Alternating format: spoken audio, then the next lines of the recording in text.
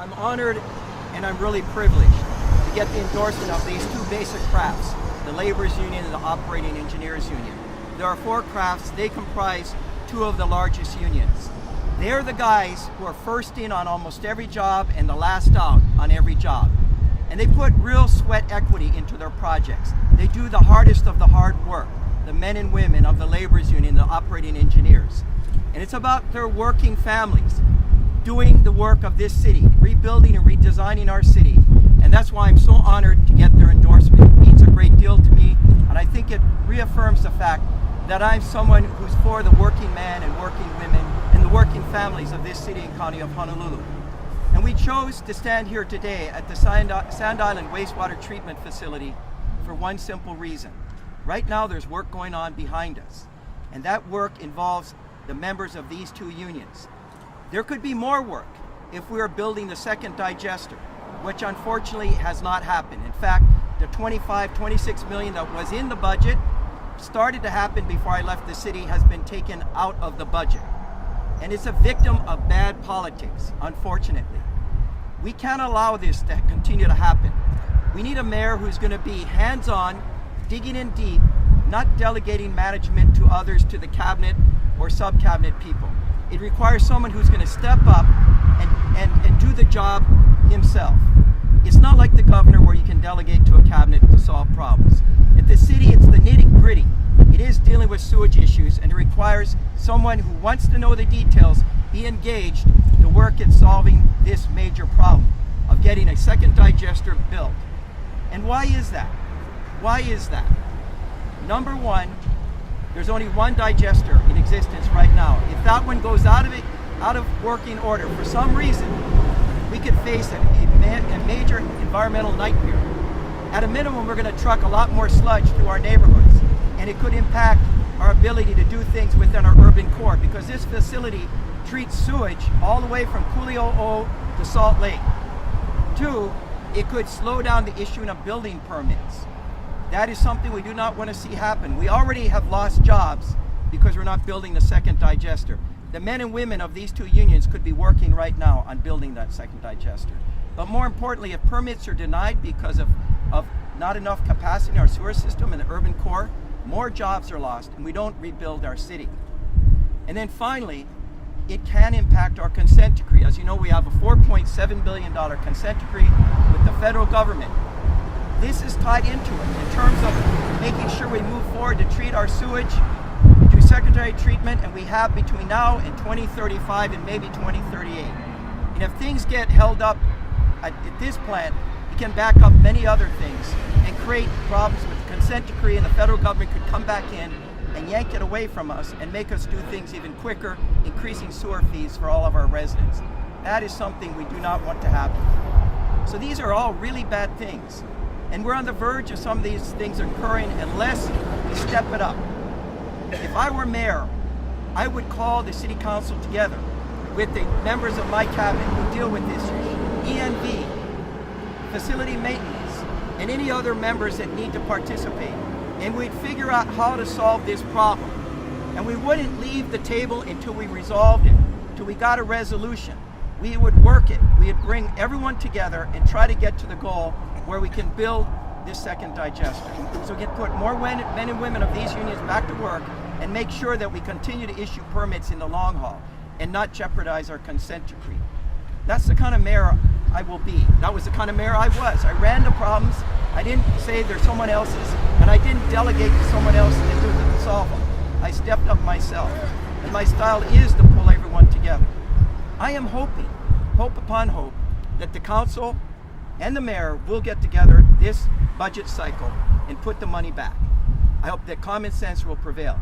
But I promise you, if it doesn't, and I'm elected the next mayor of the city and county of Honolulu, my first priority will be to sit down with everyone and find a way to resolve this problem. We cannot let it languish another year.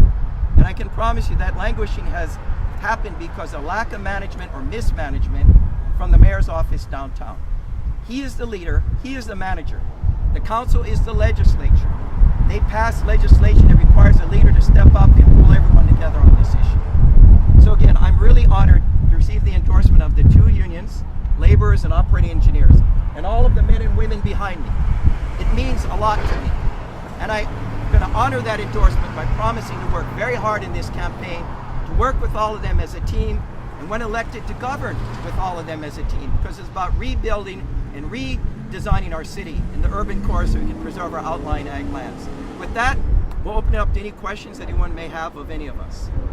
In regards to the sewer issue that you've been talking about, and in some of your radio ads, you've talked about a big leadership vacuum as far as how the rail's been dealt with, no matter which side of the coin you fall on, as far as whether you're for it or against it or have concerns.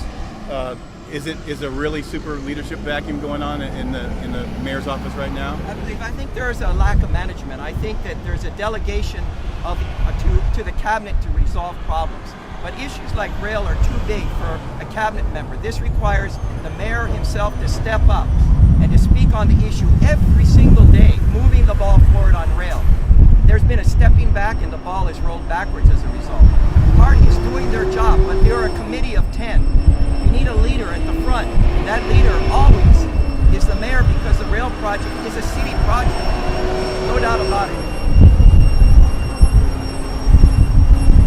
A bit of good news with all this noise: commerce and people are working. We need more of these trucks.